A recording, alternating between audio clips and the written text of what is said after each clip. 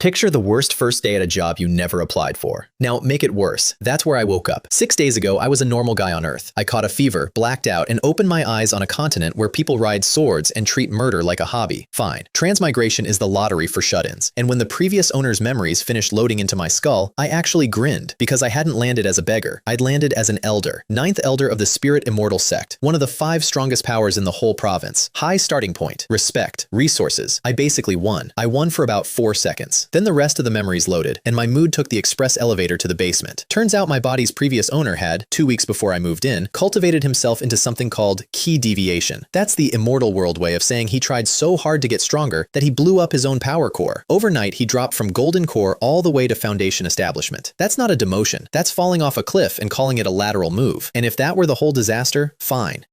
I'd still have the elder job, but some helpful soul made sure the whole sect knew. So here I am, this fine morning, walking into the disciple acceptance ceremony, and I can hear the fresh recruits gossiping about me before I've even sat down. Is that the 9th elder? He's so young and handsome, I want to be his apprentice. Aw, thanks. Don't even think about it. That's the famous weirdo. Cultivated himself into chi deviation, cracked his own core, regressed. Total disaster. Damn, never mind. Cool.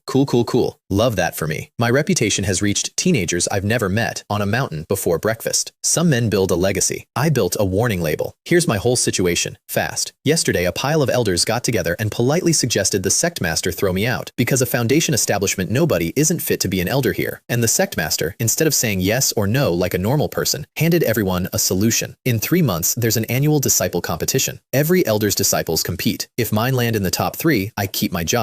If not, I'm gone. One small problem with this solution. I don't have any disciples.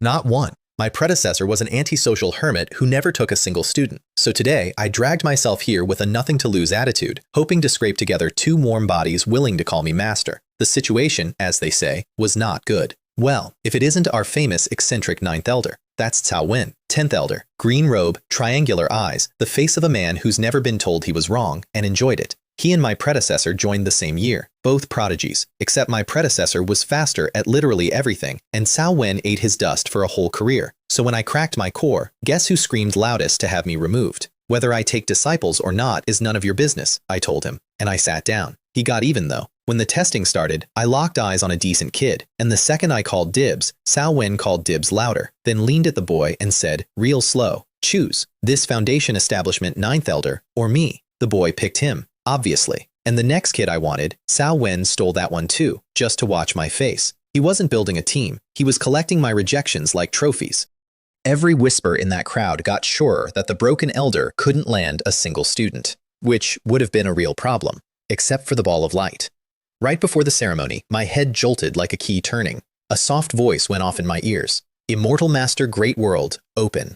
And suddenly I was standing in a vast white void with glowing orbs drifting around me. So I did what any transmigrator does. I yelled, "System? Grandpa? Anybody home?" like a lunatic. Got nothing. Grabbed the nearest orb, because of course I grabbed it. It dissolved into my brain. A message lit up. Immortal Master Heavenly Eye. Then it kicked me straight back into the ceremony before I could ask a single follow-up. Rude. So I'm sitting there. The first recruit steps up, and the instant my eyes land on him, a whole dossier appears in my vision. Name, aptitude, technique, and then, gloriously, his exact flaws and how to fix them. I looked at the next kid. Same thing. Full readout, weak points, hidden potential, custom training advice. I nearly laughed out loud in the middle of the ceremony. Let me translate what this meant. Everybody in the immortal world is guessing. They test spirit roots on a pillar. They eyeball talent. They hope. And I'd just been handed a cheat sheet that reads every living person like the back of a cereal box. Their gifts, their weak spots, exactly what they need to grow. For a man whose survival now depends on picking good disciples, this wasn't a golden finger. This was the whole golden hand. And the voice had said it reopens after I take a disciple. So if I want more cheat codes, I need students. Fast. So I started scanning the crowd like a man at a buffet. Most of the readouts were nothing. Medium root, medium root, medium root. Then a kid stepped up, wrapped head to toe in a black robe, only his pale face showing, and the hall went quiet with the ugly kind of quiet. That's Li Jian. Didn't the Lin family of Nanyun City cripple him? What's he doing here? I looked at him. My heavenly eye lit up like a slot machine hitting the jackpot. Saint rank aptitude. Dragon blood sacred body. Disabled. Saint grade dual spirit roots. A dragon root. Remnant only. A mutated crimson gold dragon root. Inactive. His whole file was a graveyard of the word temporarily. Stripped. Deprived. Not activated. Somebody had taken a genius and hollowed him out on purpose. And at the bottom, the fix. Golden dragon blood to fully restore him. Impossible for now. But there was a shortcut. Touch gold to his flesh and the mutated root wakes up. Refresh it monthly. Cheap. Direct, doable today. Up on the pillar, the result came back. Saint-grade spirit root. Every elder on the platform sat up straight, hungry. Then they read the ruined part of it, and every one of them shook their heads and looked away. Cao Wen sneered at the boy and told him to go home. The Spirit Immortal Sect isn't a shelter. The kid's legs gave out. He hit the stone, and a whole hall of powerful cultivators looked at a 17-year-old whose parents were murdered, whose future was stolen, and decided he wasn't worth the trouble. Li Jian, I said, my voice carried across the silent hall. Would you like to be a disciple of my 9th peak? The room stopped breathing. He looked up at me. This kid, rejected by every sect he'd walked into, come here as his last stop, spat on again, and I watched him decide to hope one more time. I'm willing, he said. Then from this day forward, you're my disciple. I smiled. And Cao Wen, that reliable, jealous little engine, shot to his feet and objected, demanded the sect master strip my right to take disciples. Grounds, I clearly had no eye for talent, wasting sect resources on a cripple. A cripple. Why are you laughing? He snapped. I'm laughing at your ignorance. I let it sit. Just because you can't see him doesn't mean he's blind. Li Jian isn't a cripple. He's a genius. That got a laugh out of Cao Wen, the biggest laugh in the world, and it got me exactly what I needed, because a laughing man makes bad bets. He proposed a contest, 2 training stones. He instructs his freshly stolen disciple, I instruct my genius, and whoever damages the stone more wins. If I win, he acknowledges Li Jian and my right to teach. If I lose, I'm barred from taking disciples at all. I said sure. Then I added a small tax. When I win, you pay me 10,000 spirit stones, compensation for slander. The hall went quiet again, a different flavor. 10,000 spirit stones is 5 years of an elder's salary. Cao Wen turned an interesting color, called me obsessed with money, fair, and then, because his pride is bigger than his brain, he agreed. His disciple went first. Decent kid, decent technique. Cao Wen gave real pointers, tightened the form, and the boy brought his blade down and carved a deep, arm-thick gouge into the stone. Real applause. The crowd was impressed. Cao Wen soaked it up and turned to me. Your turn. I sighed. What, admitting defeat already? I'm just sad this girl became your disciple, I said, nodding at his kid. She didn't use half her strength. Pity. Then I walked to the weapon rack, picked out a golden dagger, and waved Li Jian over. Under the eyes of the whole sect, I told him to lift his head. Told him if he gave up on himself, no one could save him. Asked if he trusted me. Yes, he said, and I stabbed him in the shoulder. Understand the room in that moment. The sect master shot to his feet. Elders started yelling. Openly attacking a new disciple during a contest is the kind of scandal that ends careers. And Li Jian just stared at me, blood running down his arm, wondering if his brand new master had decided to murder him on day 1. Close your eyes, I told him. Focus on your body. Inside, I was sweating bullets, because this whole plan hinged on my eye being right about the gold. If it wasn't, I'd just knife the kid in front of the sect master for nothing. 1 second. 5. 10. Nothing. Elders started shouting at me to stop before the boy bled out. Then his body shook. Golden light bled out of the wound, and Li Jian threw his head back and let out a roar that was less a scream and more a dragon deciding to exist. The golden light exploded into a wave across all 19 peaks of the sect. Spirit beasts across the whole range dropped and bowed. The sect master stood up so fast he knocked over his chair. My power, Li Jian gasped, opening his eyes. My power is back. I pointed at the training stone. Go. He didn't pick up a weapon. He made a fist, wrapped it in golden chi, and punched. The 1-meter stone didn't crack. It stopped being a stone. It became a fine mist of gravel drifting to the floor. You could hear jaws hit the ground. I turned to Cao Wen, who was making a face like his ancestors had personally failed him. 10th Elder, your disciple left a scratch. Mine turned the stone into weather. I believe I've won. Cheating, he screamed. He has a special physique. You just activated it. Let me ask you one question. I smiled. Who was it 5 minutes ago who called my disciple trash? He opened his mouth. Nothing came out. You're a clueless idiot who didn't see anything, ran his mouth anyway, and now that he's losing, cries cheater. I'm ashamed to be called an elder beside you. The sect master called it. 9th Elder wins. And Cao Wen, teeth grinding hard enough to spark, pulled out a storage ring with 10,000 spirit stones and threw it at me. Thank you for the gift, 10th Elder, I said, and I meant it from the bottom of my wallet.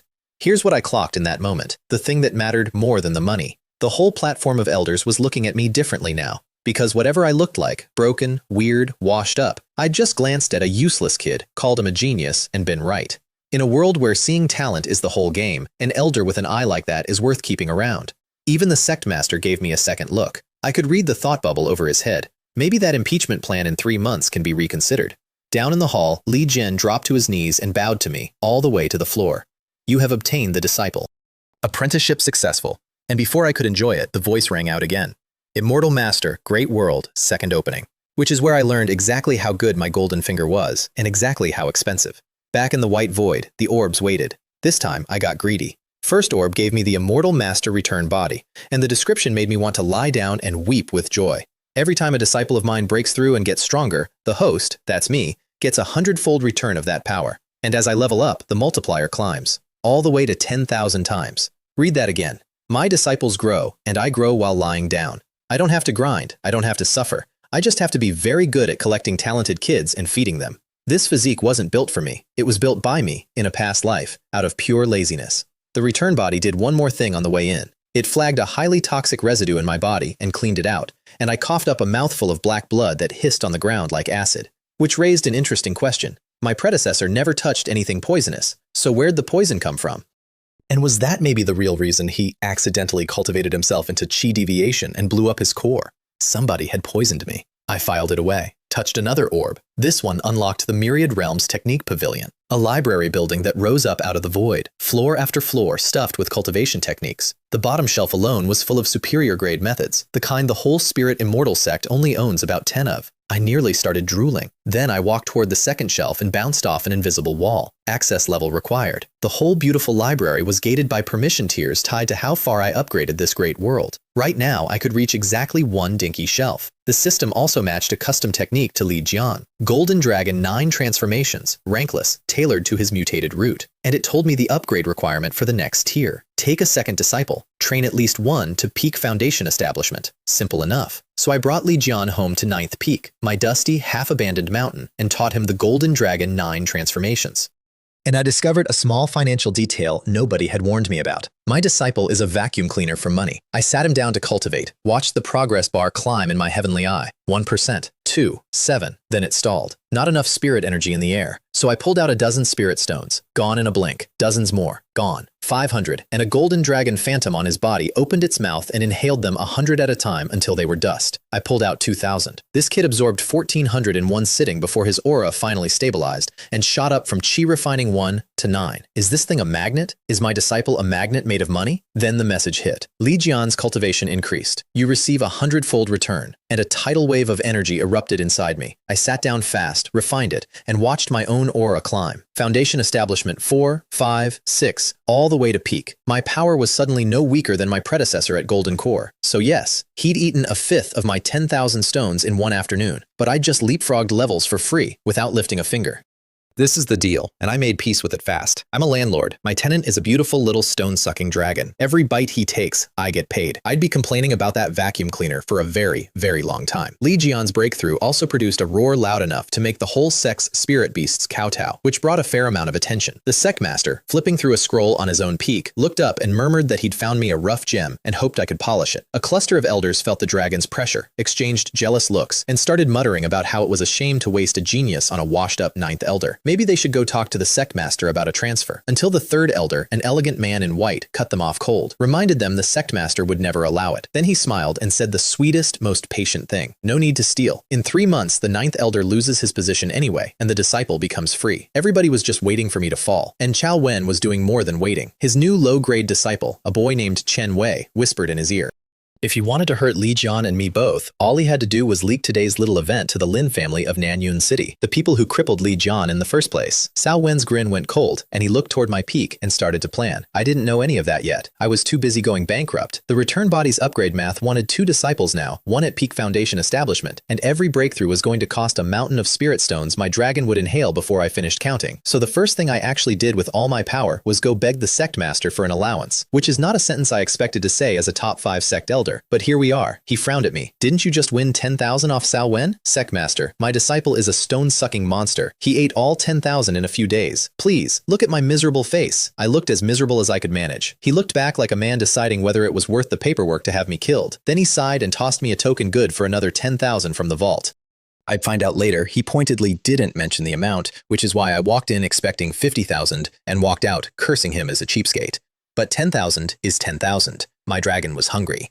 On the way out, a problem flew onto my peak. Literally flew. A long-haired disciple in blue robes came soaring in on a flying sword straight over my summit, which is a fat violation of the rules about respecting an elder's peak. He did it on purpose, because a broken foundation establishment elder didn't rate any respect. His name was Wang Lin, 2nd disciple of the sect master, the strongest disciple in the whole sect, which is exactly why he thought he could fly over my house and look down his nose at me. Get down, I told him. He kept smiling and started to explain he'd come on the sect master's orders. I told you to get down. He still didn't. So I flicked my hand, launched a flying sword up at him, blocked his block, detonated the chi, and he fell out of the sky and hit a tree face first. Then, before he could scream about how dare I appeared beside him, slapped a hand on his shoulder, and yanked his whole body flat into the dirt in a pose I can only call undignified. Didn't anyone teach you? I said, brushing my sleeve. You don't fly over an elder's summit unless it's an emergency.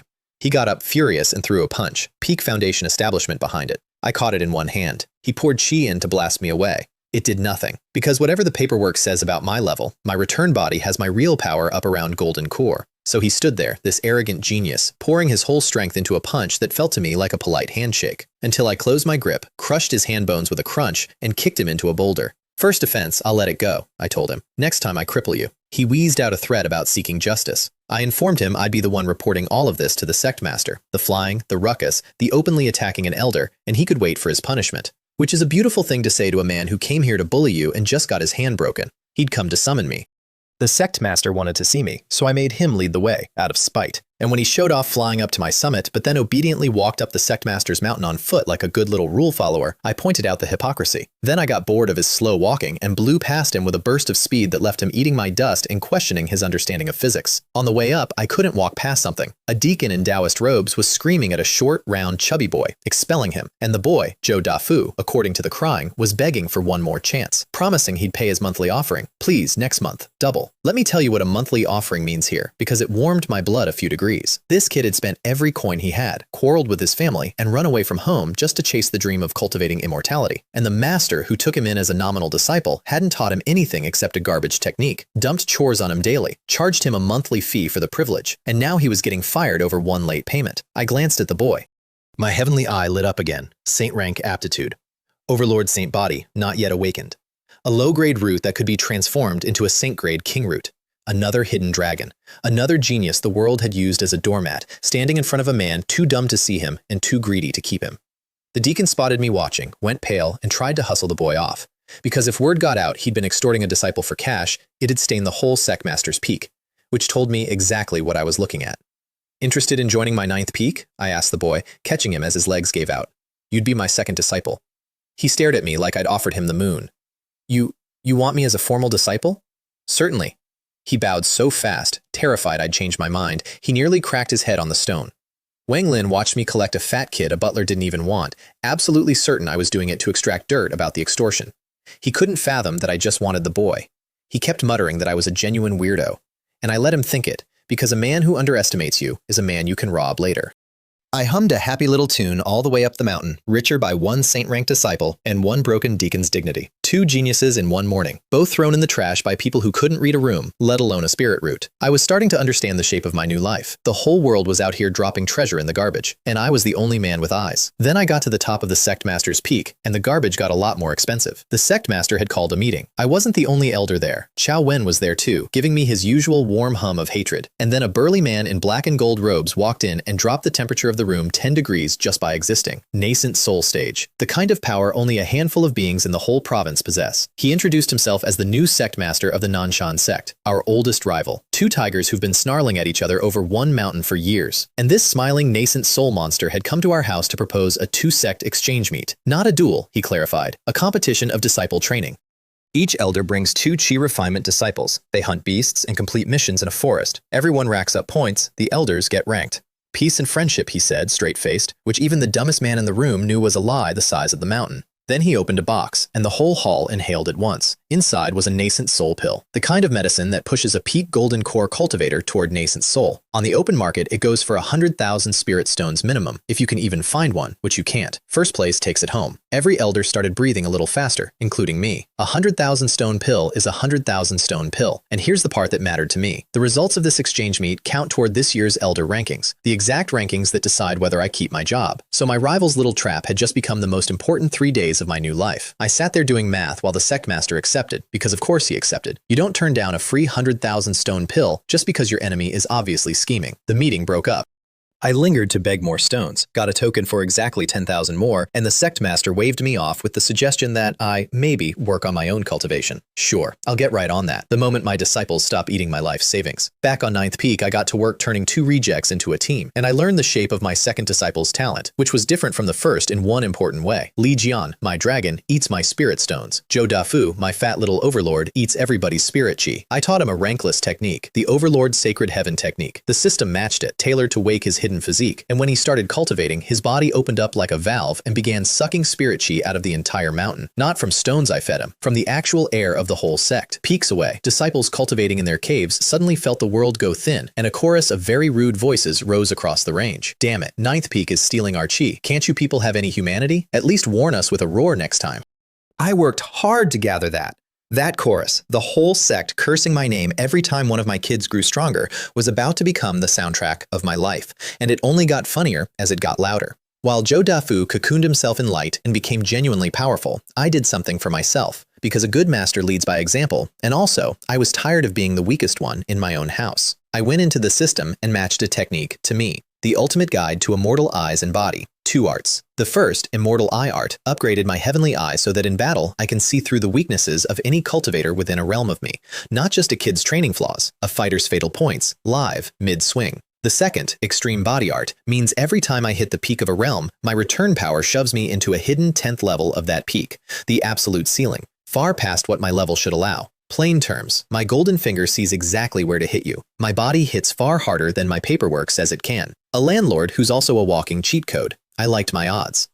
And when Zhou Dafu finally broke through, Foundation Establishment, in one shot, the return slammed into me and shoved my power up hard. The whole sect got vacuumed again. Somewhere out there, 100 cultivators grabbed their knives, looked toward Ninth Peak, remembered how casually I'd broken Wang Lin, and quietly put the knives back down. While all this happened, Cao Wen was being Cao Wen. Chen Wei had planted the idea. Cao Wen ran with it. He sent word to the Lin family of Nanyun City that the boy they'd crippled was alive, in my Ninth Peak, and getting stronger. He wanted them to do his dirty work. Borrow a knife to kill a man, as they say around here. Clever move, honestly. It also happened to be the move that eventually unraveled his whole scheme. But he didn't know that yet, neither did I. 5 days later, we flew to the 2-sect exchange meet, and my understanding of how much a friendly competition could go wrong got a serious upgrade. The venue was outside the great Nanfeng forest. My 2 boys and I showed up, and before we'd even settled in, a disciple of Cao Wen's named Jin Nan decided to make himself useful.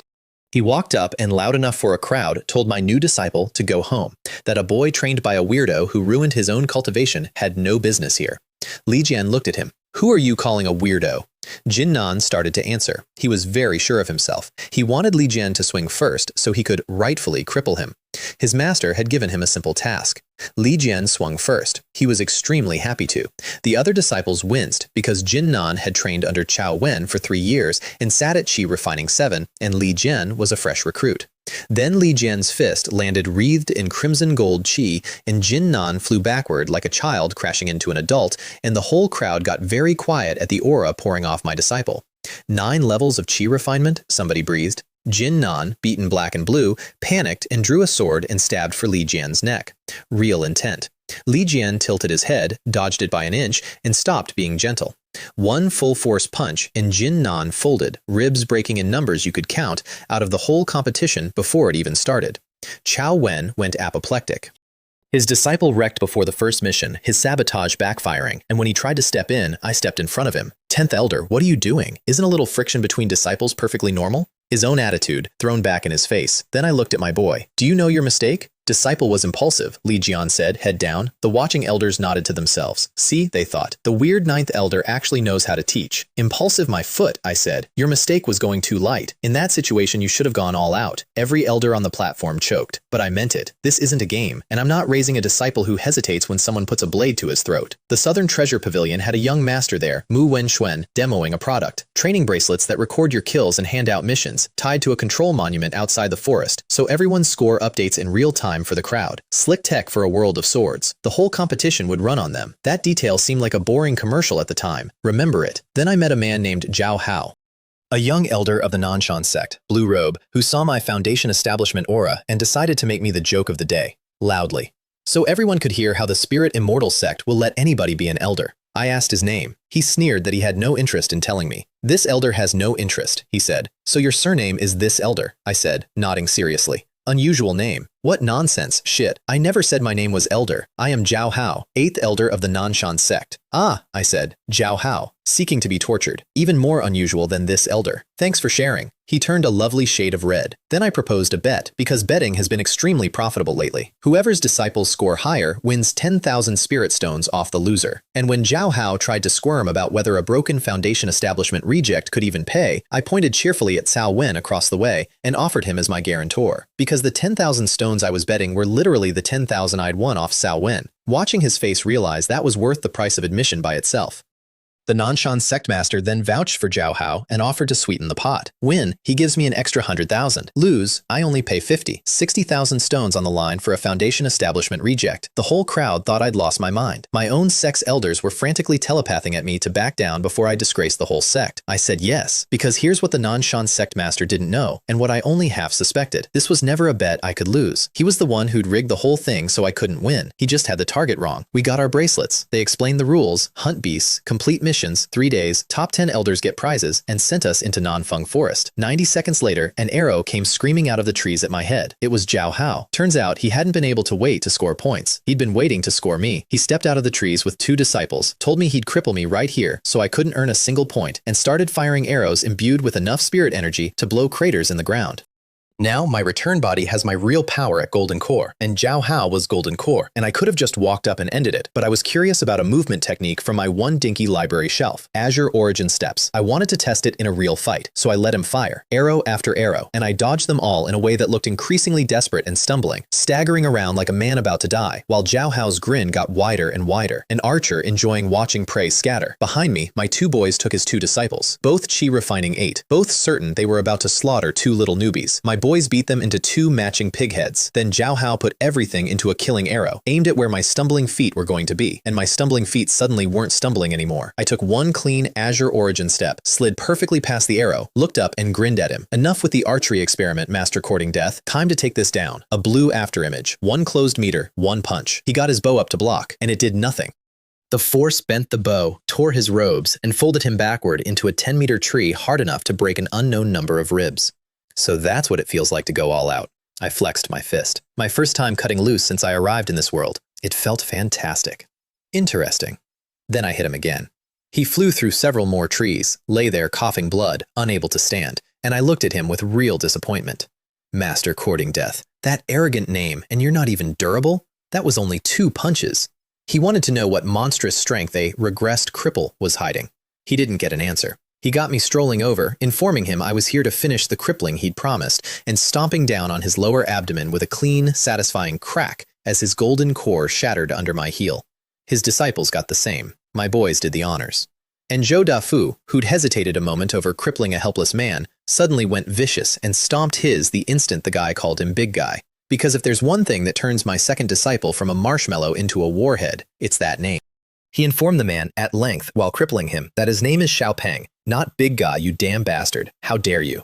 Li Jian and I just watched. We stripped their storage rings. Then Zhou Dafu, staring back at the 3 broken men in the woods, asked with real concern whether it was okay to just leave them there. What, you want to find them a safe place? I asked.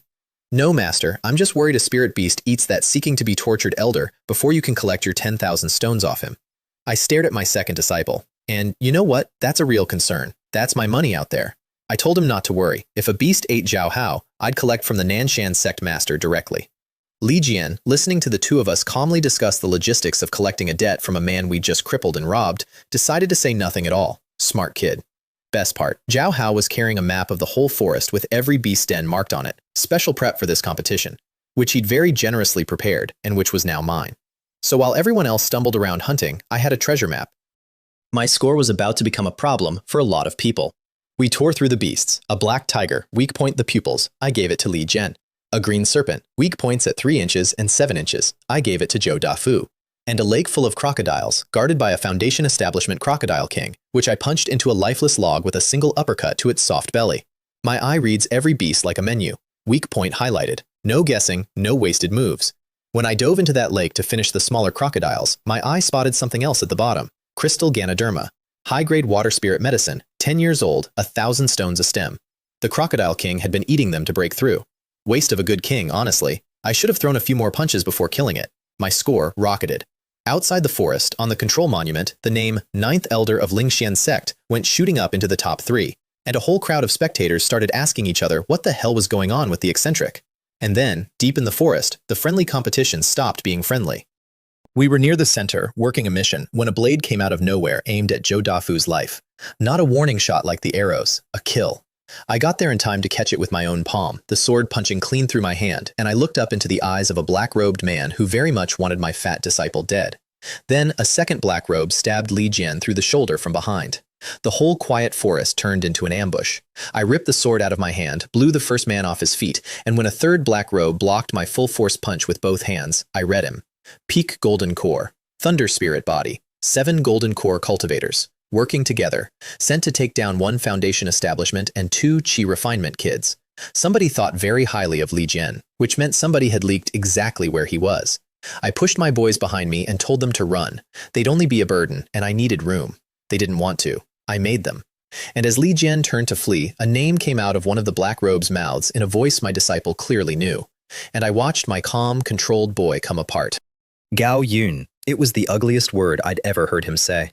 You're Gao Yun. The young lord of the Lin family lifted his hood, revealed a handsome, punchable face, and confirmed it with a smile. This was the man, the friend who'd spent a year befriending Li Jian just to collect his hair and blood for a spirit root transfer ritual. The man who'd challenged him to a friendly spar revealed he'd been hiding his real strength the whole time and torn a dragon root out of a teenager while the Lin family swallowed Li Jian's family business overnight. The man whose people ran Li Jian down while his parents died, buying him time to escape. And Gao Yun looked at my disciple like a delicious meal. Then he thanked him. Thanked him because Li Jian's stolen dragon root had let Gao Yun establish his own foundation so easily. And now that Gao Yun could sense a second dragon root still inside the boy, he wanted that one too. Hand over your second dragon root, useless trash, he said, licking his lips. Obediently. Understand something about the fight that followed, because it's the whole reason I raise disciples the way I do. Gao Yun came at Li Jian with the exact trick that beat him 2 years ago, reading his cloud step footwork, calculating where the third step would land, striking there. Except I'd spent the last few days drilling Li Jian on the flaws in that exact footwork, changing solid steps to feints, so when Gao Yun thrusted the third step, the step wasn't there. He'd once invited a nascent soul cultivator to examine that cloud step. I'd examined it in an afternoon and fixed it, because my eye sees everything and my disciple listens. Gao Yun's sword missed, and in that gap, Li Jian took his revenge 1 strike at a time, and he narrated every strike because some debts you have to say out loud. The first sword took Gao Yun's arm. This one is for myself, for being blind enough to call you a friend. The second went into his chest. You stripped my root and made me a cripple overnight. I'll remember it with this sword. Gao Yun begged, threatened the Lin family's vengeance, said Li Jian couldn't kill the young lord of the Lin family without dooming everyone he loved. Li Jian drove the last strike through his heart, lifted the body up on the blade, pinned him to a tree.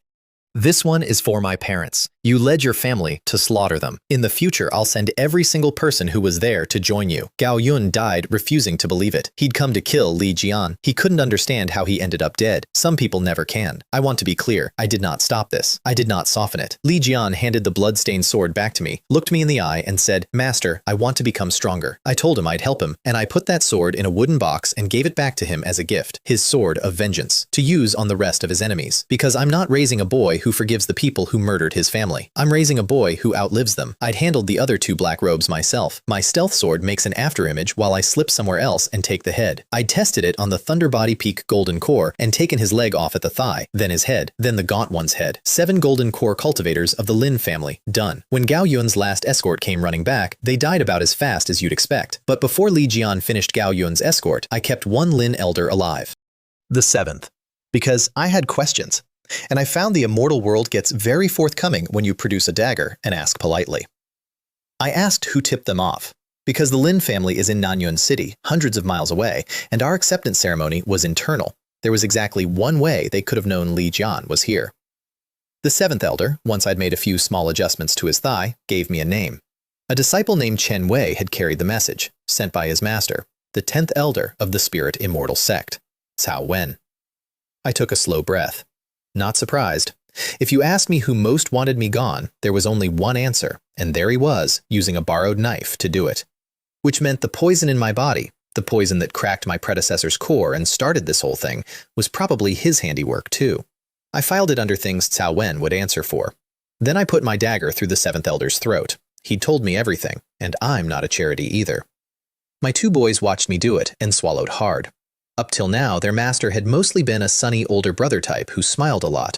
And here I was, killing men like a chore I was mildly annoyed to be doing. I felt them recalibrate. Good, this is a world where the strong eat the weak. I'd rather they learn that from the man who loves them than from the man who kills them. Also, I only noticed while doing it, I hadn't felt a thing. First killings of my new life, and it sat on me about as heavy as skipping breakfast, which is how I learned my predecessor wasn't just a broken elder. On the surface, a Spirit Immortal Sect elder. In the dark, an assassin. Some of that came along for the ride when I moved in. I decided to worry about the implications later, because right then, the forest floor opened up and tried to eat us. We'd blundered into a rat nest. Thousands of black spirit rats, a horde big enough that even a nascent soul cultivator would step aside. When I punched through the cave floor to escape, I triggered some ancient restriction. A black abyss opened with a suction I couldn't fight. It pulled me and both my disciples straight down into the dark. We landed in an underground lake, in a hidden paradise, in front of a stone tablet that said, "To have come here is fate. Enter and receive my legacy."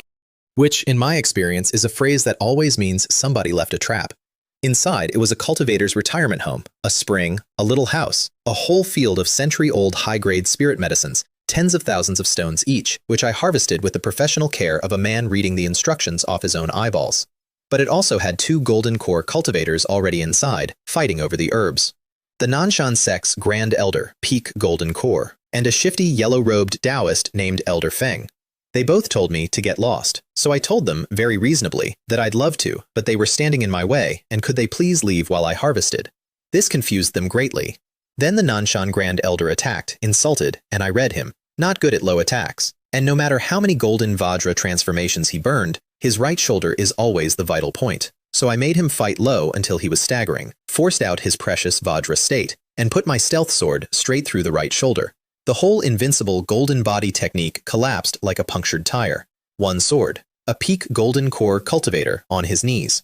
How did you know my weakness? He wanted to know. Everybody always wants to know. I put the sword through his throat instead of answering. The answer is, I cheat, and it's rude to brag. Elder Feng ran, because Elder Feng is a professional survivor. I'll get back to him. First, there was a deeper cave, and a puppet, and a genuinely creepy problem. The puppet led to a tea room. A black-robed figure poured 3 cups of tea, 1 pale yellow, 1 clear, 1 blood red, and explained, in the voice of a long-dead soul transformation cultivator, that 2 cups would strengthen us and 1 would weaken us, and whoever drank correctly received his legacy. My 2 disciples looked at the legendary soul transformation power with stars in their eyes and looked at me for permission. My eye read all 3 cups. 2 had a remnant soul in them. Drink, and the soul enters your body and builds a little bridge for a stranger to walk into your skull and take your body whenever he wants. The 3rd cup just weakened your soul so you couldn't resist the taking. This wasn't a legacy. This was a soul transformation cultivator advertising for a fresh body, and my 2 disciples' fresh bodies were on the menu. So I did the mature, dignified thing. I picked up the blood-red cup, admired it, put it down. Picked up the yellow one, brought it to my lips, put it down again. Picked up the red one again, brought it to my lips a second time while the puppet leaned in hungry, and I threw the whole cup of tea in his face and punched him in the forehead, shattering his crystal core. He got back up, of course. A soul transformation remnant doesn't die from a punch, but I had 2 disciples with special energies that eat souls for breakfast. I had Li Jian pour golden dragon chi into his chest, and Zhou Dafu follow with overlord true chi, and we ate that ancient monster's remnant soul down to a wisp of smoke. He'd sworn up and down he left no legacy. I nearly believed him. Until I found a hidden compartment behind a landscape painting, a scroll, a diary, plus 2 real techniques, puppet magic and spirit medicine cultivation, from a soul transformation cultivator named Situ Han, whose enemy was a place called Thousand Seas Island. That name meant nothing to me at the time. Remember it. It kept coming back like a bad smell. And Elder Feng, the survivor who'd fled, I ambushed him on his way back to loot the place, because I've read enough of these stories to know the coward always doubles back. Sword to his throat, and when he begged, I offered him a job. Servant. When he agreed, mostly to keep his throat attached, I pressed a heart suppression technique into his chest, a little seed of my chi that I can detonate to blow his heart apart whenever I like. He asked what it was. I told him. A little trick to control you. That was the day I learned I could just collect people. A peak golden core loose cultivator, a professional intelligence gatherer, now working for me under threat of instant death, which is the only management style that has never once failed. I sent him off to spy on the Lin family, told him from now on to call me young master, because it sounds better. And he did, with a face like a man swallowing a lemon. By the time we climbed out of that underground paradise, I'd killed 3 Lin golden cores, 1 Nanshan Grand Elder, harvested a fortune in century-old medicine, learned 2 legacy techniques, and hired my first minion. And my score was about to become legend. Because on the way to the exit, we met a golden core spirit brown bear king, a beast so tough that peak golden core cultivators run from it. I killed it with a single sword to the pupil, hauled its corpse for later, and found 2 bear cubs in its den. Golden core spirit beast cubs, worth tens of thousands each. So I gave one to Li Jian and one to Zhou Dafu, taught them the blood bond. And just like that, my 2 boys, who'd been thrown away by the world, each had a dragon tier bear cub, the kind of thing that makes a whole generation of disciples weep with envy, which it would, in about a day. Outside the forest, my name hit 3,305 points and sat at number 1, more than double second place, while every other elder in my sect scraped along in the middle, because, surprise, the Nanshan sect had rigged the whole thing, given every Nanshan elder a tracking mirror to hunt my sect's elders and clear their beasts in advance and stack the board. They'd planned everything. They just hadn't planned for the one elder they rigged the bet against to also be the one man in the forest killing everything that moved. The Nanshan sect master sat outside that forest watching my score climb and could not understand it. He'd sent 3 more of his elders, the 5th, 6th, and 7th, to intercept me on my way out and cripple me so I couldn't turn in my score. I killed all 3. Stealth sword, clone tricks, 1 clean after image each, 7 heads in the grass. Then I flew out of the forest, yelling for help, telling my sect master the Nanshan sect ambushed me, playing the trembling victim beautifully, and only telling him quietly, once we were clear, that I'd turned the tables and, whoops, accidentally killed all 3. His eye twitched at accidentally. Then the bracelet replay played for the whole crowd, every kill recorded. And when the video hit the part where a Foundation Establishment elder strolled up to a golden core spirit brown bear king and dropped it with 1 sword, the entire venue went so quiet you could hear a pin drop. Every person who'd ever called me trash sat there rethinking their whole life. I collected my nascent soul pill. I collected 60,000 stones off the Nanshan sect master, who threw in Zhao Hao's 10,000 for good measure.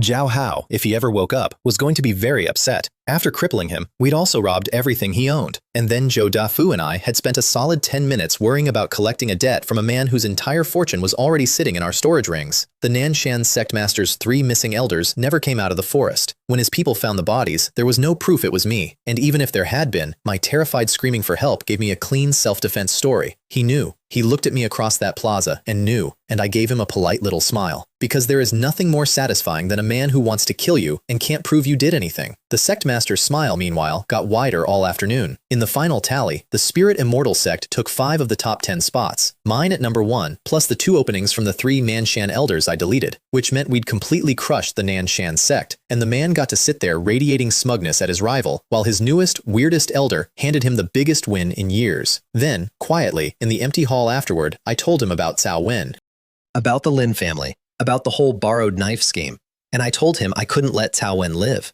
He was quiet a long time. Then he sighed and said he wouldn't interfere with how I dealt with a fellow elder. He only asked one thing: don't do it inside the sect, which was all I wanted, permission, because Cao Wen was already a dead man in my head. I just hadn't gotten around to the paperwork. For being number 1, the sect master let me pick 1 treasure from the sect vault. I skipped the fancy spirit rank technique. I had a whole library, thanks, and grabbed a longsword called the Cloud Sky Sword, broken intermediate spiritual artifact, its sword spirit long dead. But even damaged, it outclassed anything I was swinging, and I had a feeling I'd find a use for it. On the way down the mountain, I ran into that thieving Deacon Zhang getting expelled and cursing my name for stealing his disciple. So I did the only responsible thing and kicked him off the mountain into a pond. I feel it improved his character. It definitely improved my mood. Li Jian broke through again around then. His second golden dragon transformation, the golden dragon eyes. The return rocketed me forward. The whole sect got vacuumed again, and I got to enjoy that lovely chorus of 100 people cursing me while sharpening their knives and then putting them away. It really never got old. Then, on my way out through my predecessor's secret escape tunnel, a man with a hook where his arm should be tried to take my head off. He called me 18, which is a number, not a name. And it was the first hint that my dead predecessor's assassin past was not going to stay in the past. This man was 13, from an assassin organization called Aurora Tower. He'd come to kill me and take my ranking, because in Aurora Tower, a killer whose strength has declined gets cleaned up.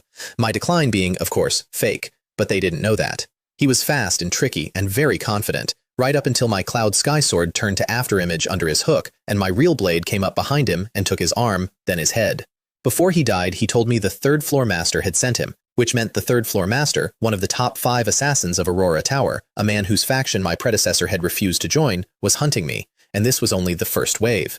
Assassins are vindictive. Once they remember your name, they never stop. I filed it under improved strength immediately, and I went shopping. I needed things. A body tempering elixir to push Zhou Dafu toward Foundation establishment, and I'd heard the Southern Treasure Pavilion's branch in Nanshang City was throwing an auction. I put on a disguise, with the Lin family, the Nanshan sect, and the assassins all wanting me dead. A straw hat and mask is basic hygiene, and went to a city they called the Stone Eliminating Cave, on account of how it eliminates your spirit stones. I lost half my fortune on 2 streets before I even reached the auction, because it turns out an immortal master heavenly eye that appraises every object at a glance is not a tool for saving money. It's a tool for finding treasure to buy, and I have no self-control. I'd walk past a stall of gambling stones, pebbles that might contain treasure or might contain nothing, and my eye would light one up like a jackpot.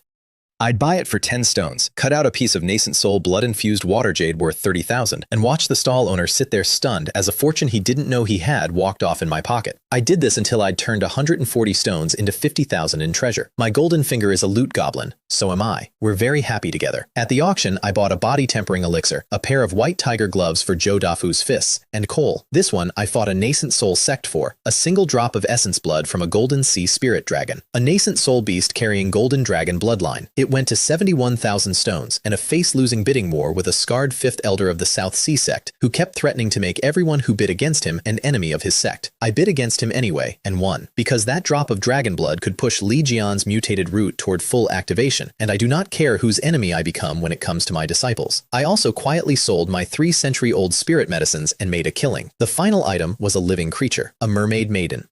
Huddled and trembling in a crystal case, half girl and half fishtail. The auctioneer made a whole pitch about dual cultivation and skyrocketing your power, and my eye read her file. Heaven rank aptitude, mermaid heavenly water spirit body, supreme water spiritual root. Whatever the drooling crowd was picturing, what I saw was a 4th disciple of exactly the quality I'd been dreaming of, and a terrified girl being sold like furniture. She went for 200,000 to 2 arrogant youths from a place called Thousand Seas Island. That name again. I couldn't outbid 200,000, so I decided to steal her instead, which brought an old friend of my predecessors back into the picture. In Nanshang City, there's a woman named Su Die, rank 12 in Aurora Tower, same faction as my predecessor, the one person he genuinely trusted, and a woman whose life my predecessor once saved. She's also, I discovered when my eye returned a blank page instead of a readout, a hidden nascent soul cultivator, the only thing that blanks my eye. Lucky me, that my predecessor once did this terrifying woman a favor. Su Die is a spirit chef. Her rule is simple.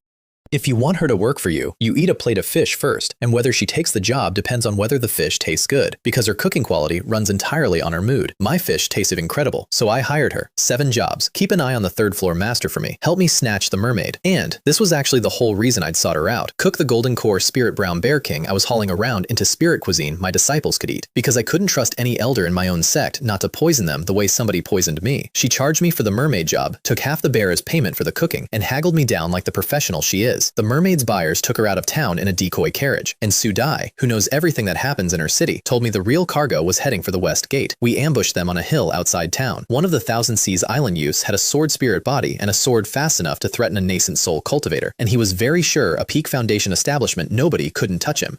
Right up until my clone sword put an afterimage in front of him and my real blade in his back.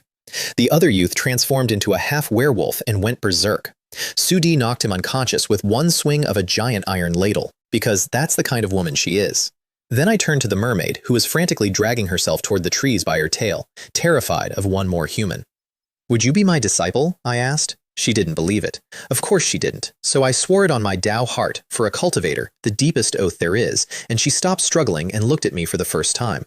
"Why?" she asked. "Why do you want me as your apprentice?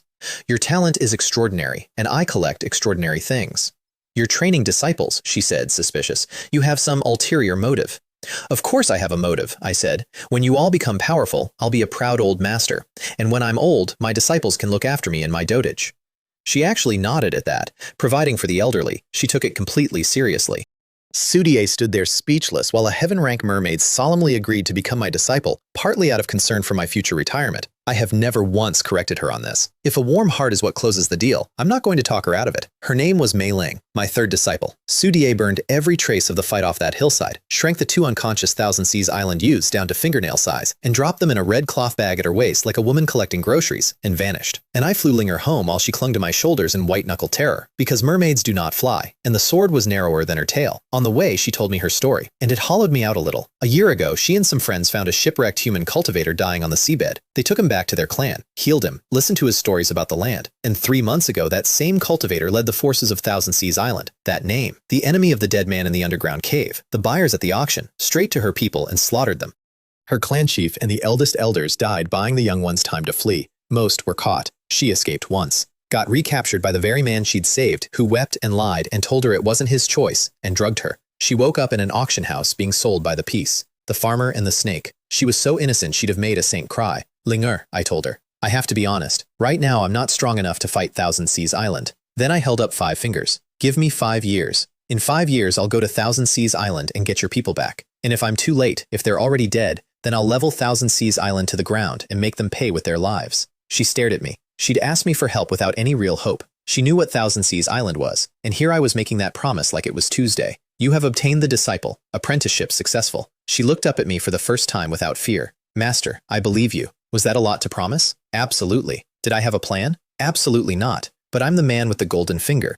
If I can't flatten one island in 5 years, I might as well quit, so I let it stand. And I meant it, which are 2 different things I do not always manage at the same time. 2 days later, I slipped back into the sect through the tunnel, walked out the front like I'd finished a seclusion, and then very publicly wandered into a village outside the sect and found a village girl to be my 3rd disciple. Mei Ling, whom I'd stashed there ahead of time so she'd have a legitimate story. And everyone in the sect watched the man who'd taken 2 hidden geniuses go pick a random peasant girl off a farm and could not fathom what I was doing. They'd understand eventually. They always do. Right about the moment a peasant girl controls an entire sea. I repaired the crack in Linger's inner core with my chi, fed her a crystal Ganoderma, and watched her cultivation snap back from chi refining 5 all the way to peak chi refining, which counted as a breakthrough, which meant I got paid, which is the whole beautiful design of my life. Then I gave her a century-old water lily, 6 petals of pure water energy, 1 a day to fully wake her supreme water root. She held it in both hands and her eyes went red. I told her to stop overthinking and go cultivate. Because she'd become my disciple, and I'm responsible for her resources. End of discussion. For Li Jian, I handed over the drop of golden sea dragon blood. It only pushed his mutated root to 50% activation. It wasn't pure dragon blood, but that 50% was permanent now. No more monthly gold touch-ups. And the breakthrough that followed hauled him up to Foundation Establishment 6, while I sat there absorbing a return so big I felt like an overinflated balloon. The stone-sucking dragon ate 15,000 of my stones getting there. I've stopped counting. There's no point. And then I finally condensed my own golden core. And here's where my system leveled up to Tier 3, which changed everything. It gave me the Chi Gathering Tower, a building I can bring disciples into that runs a 100-fold spirit gathering array, 100 times the spirit Chi density of the whole sect. I nearly cried. I'd assumed it was useless. It turned out to be a divine cheat. I could sit my disciples in there and let them cultivate at a rate no sane sect could match. It gave me a command brush, a spiritual artifact that lets me write a word in the air and make it real. Write speed and I become lightning. Write war and my blood boils. A whole toolbox of one-word miracles. And it upgraded my library access to Tier 3, 50 spirit rank techniques, plus an upgraded Azure origin steps that made me fast enough to make a nascent soul cultivator question the meaning of life. Around then, Cao Wen's disciple Chen Wei showed up at the foot of my peak. He'd come to confess, to tell me his own master had sent him to tip off the Lin family about Li Jian, and I already knew all of it. Then he knelt in the dirt and begged me to take him as a disciple, to switch sides, because he'd realized Cao Wen didn't value him, and, more to the point, he'd watched Li Jian and Zhou Dafu become superstars and wanted in. I turned him down flat, not because of his low-grade water root, though that too, because a man who'll betray his master after half a month will do it to me in half a year. I don't collect that. He stormed off, swearing I'd regret it, which is what everyone says, and left the sect entirely. He couldn't go home to Cao Wen either. Some people manage to lose every hand they're dealt. The sect master called a meeting soon after with news that reshuffled my whole timeline. The Immortal's Secret Realm, an ancient relic that opens once every 3 years, said to hold the legacy of actual immortals that 6 southern states compete for slots to enter, was opening early, in Nansing Prefecture, in 2.5 months. To adjust, the whole province's sect grand competition was moving up, and so our own internal disciple competition was now happening in 7 days instead of 3 months. 7 days. Terrible news, because my disciples were mid-climb and what they needed most was time. But one silver lining. I could finally use the Chi Gathering Tower, so I stopped holding back. I told my 3 disciples to close their eyes, took them into the great world, and dropped them into a 100-fold spirit gathering array to sprint before the competition. Li Jian and Zhou Dafu leveled hard, and every breakthrough paid me. In fact, I hit my own limit, condensed a fist-sized golden core, 10 times the size of a normal one, because my extreme body art makes my breakthroughs monstrously hard and monstrously worth it. And when the final wave of return power detonated and I condensed that core, the beam of light shooting out of me hit something in the sky. An actual door, deep in the heavens. A gate. My breakthrough beam slammed into it, again and again. The whole world shaking, the entire sect convinced the apocalypse had arrived, every peak's elders gathering in the air over ninth peak. And I want to stress I did not know any of this was happening. I was busy condensing a core the size of a fist. The sect master himself watched from his peak, went pale, and named the thing in the sky. The Gate of Shackles. On the final blow, it cracked open, dumped a flood of energy into my new core, and vanished. And the whole sky went to daylight for half a minute before going dark again. I came out of it with a fist-sized golden core, spirit senses sharp enough to see individual ants 100 meters off, and, thanks to my return body fusing with whatever poured out of that gate, a new energy in my body I named Returning Chi. Pale gold, thin-looking, deceptively gentle, and capable of eating any other energy alive. I'd find out later exactly how rare and terrifying it was. At the time, I mostly noticed I'd sneezed, inhaled some pollen the bean dragged down from the sky, and made the entire sect think I was ending the world. Two things came out of that stunt that I didn't fully appreciate yet. Far away, in the central region, an ancient voice in a dark old city sensed someone in the south had cracked the Gate of Shackles and sent 6 men to find him and bring him back.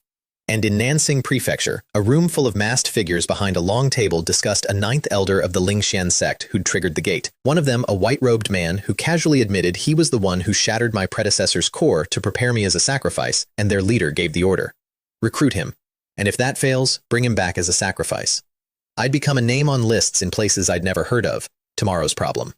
Today's problem was that when I climbed out of that breakthrough and my eye tried to read the sect master hovering over my peak, it returned a blank page. Which means the sect master outrealms me by a full grade. Which means my kind sponsor, the man quietly protecting me, is stronger than nascent soul. Good to know who you owe. I also learned something worse. When I finally got a good look at the 3rd elder, the elegant man in white who kept inviting me to tea, my upgraded eye read him too. Nascent soul. And underneath it, the word that turns your stomach in this world. Devilish chi. Xie Ming, a founding elder of the Spirit Immortal Sect, was a demon cultivator, hiding in plain sight, cultivating by devouring others. The sworn enemy of every righteous cultivator on the continent, and I couldn't even be sure the sect master knew. There's a monster in my home, wearing a friendly smile, and I had exactly 0 proof. So I filed it under things I'd have to leak carefully, later, without exposing my own golden finger. For now, I just smile back and keep my distance. Then came the disciple competition, and it was a slaughter, in the best way. The sect master rigged the pairings, of course, mostly to protect the sect's actual strongest disciples for the grand competition. But he rigged them without knowing what I'd been hiding. First round, first match, the draw put Li Jian against Wang Lin, the sect master's second disciple, the sect's #1 prodigy, the man whose hand I'd broken.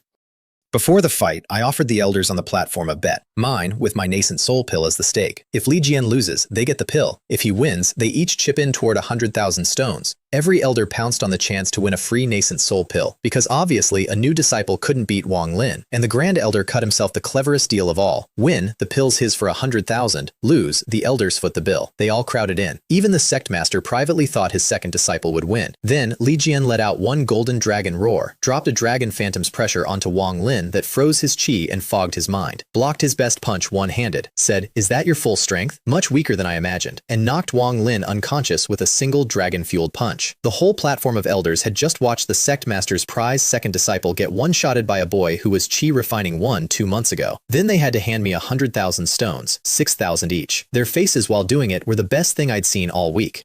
The grand elder, ever the businessman, immediately offered to buy the pill off me at double price.